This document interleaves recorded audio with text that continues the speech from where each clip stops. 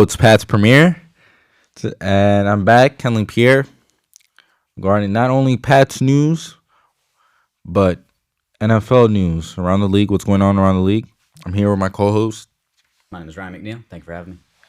All right. Today we're gonna start off with something different here. We just want to talk about the Ravens. The acquisitions they made. They just signed receiver Tariq Black, as we know, and we also know the bigger news at receiver regarding the Ravens is that they also just signed Odell Beckham, and I'm not even kidding here. They actually signed a top tier receiver. I would not call Odell Beckham a top tier receiver. To be honest, I would say so. This is the best they got. It's definitely the best they got, but it doesn't mean it's good enough, I think. Why for you say Lamar. that? Do you think of because of Odell, numbers dropping or? he's well, he got injured. He came back.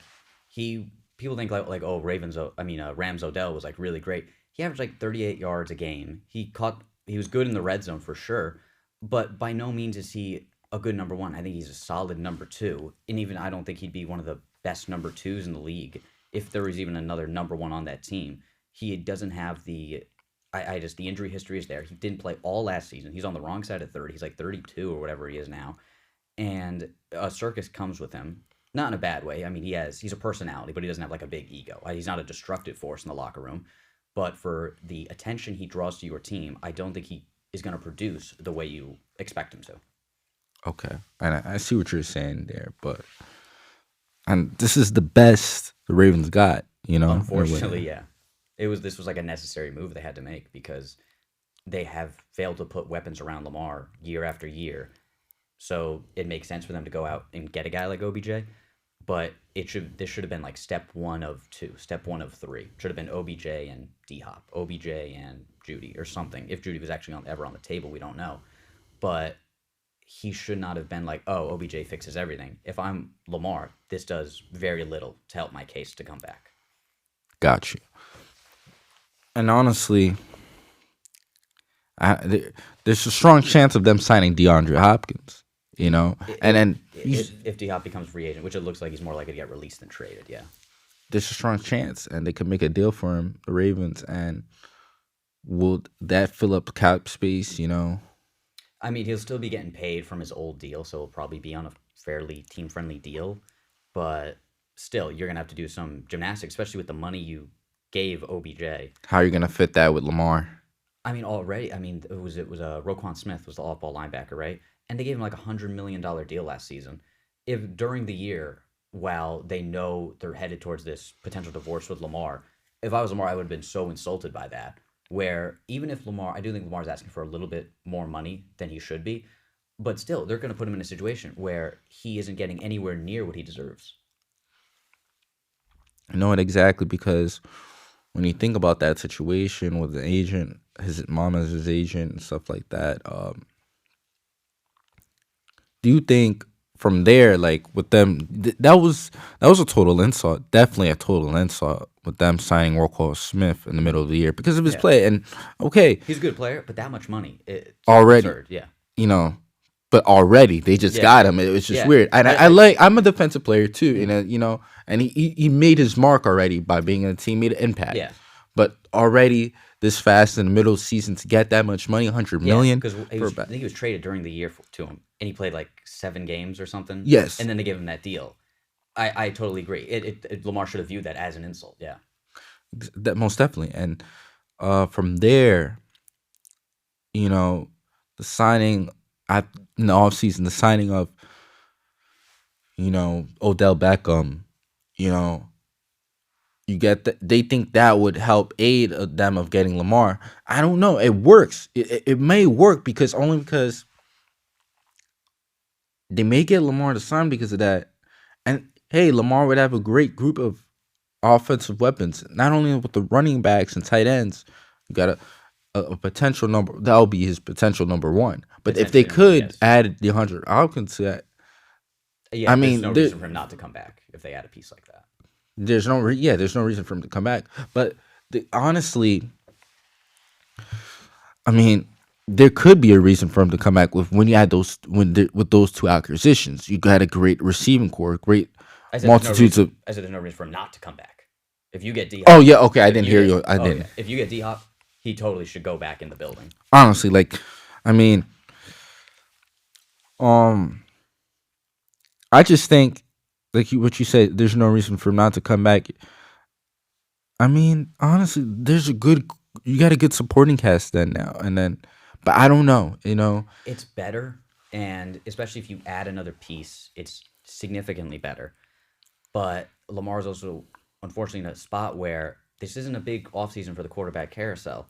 There aren't a lot of other options for teams for him to go to, especially for teams willing to Dude, that are if it's looking for a getting, quarterback and are willing to give him that deal. Ravens make the most sense for him on a cheaper deal, just because nobody else is really looking right now. I mean, when you think about it, I actually agree with you. I totally agree because if it keeps going the way like this with the contract negotiations, he's gonna get traded to like some team that he may not want to be Yeah, playing at one of the in the big AFC. Like I'm, for example, Texans. yeah one of the biggest rumors was the Colts, and it's like Lamar doesn't want to go to Indianapolis. That's to me, that's still not a good fit for him. No, not at all. And I mean, the one potential fit that I can think of would be, In the NFC, it has to be NFC. It's I was thinking the Packers. If the Rodgers trade goes down, the Packers almost made the playoffs last year. They went on a nice little run there. If they win Week 17, they're in the thing. So if Lamar went there, that's a team that I would view back as a Super Bowl, it's not a hyperbolic of him to conference, go there. a conference favorite. No, not at all. The opening is there. If the Packers are willing to make this erratic move with the Rodgers and this big elaborate deal, they're going to be willing to pull something to get Lamar if they need to, because there's still a solid enough team there that you can win a Super Bowl. I see it because the thing. I'm glad you mentioned that. I've thought about it in my head with the Packers, and I talked to a Packer fan about it. He's like, "Yeah, it'll be okay, but I don't know. I just don't know if it's the right fit." I feel Jordan Love is. We have a chance with Jordan Love, but you don't know because the thing is, Yeah, they keep wasting their opportunity on their. I feel like their defense is being wasted in a way. They have a pretty decent defense, and they've had a solid before team for like 6 years. Rodgers just hasn't showed up in the big moments. exactly, and when you have Lamar into it, they're in contention. Yeah, because he's a game changer in every way, and it changes every perception about what the Packers have been. It's going to be a whole new offense that LaFleur will be able to batch up with Lamar there.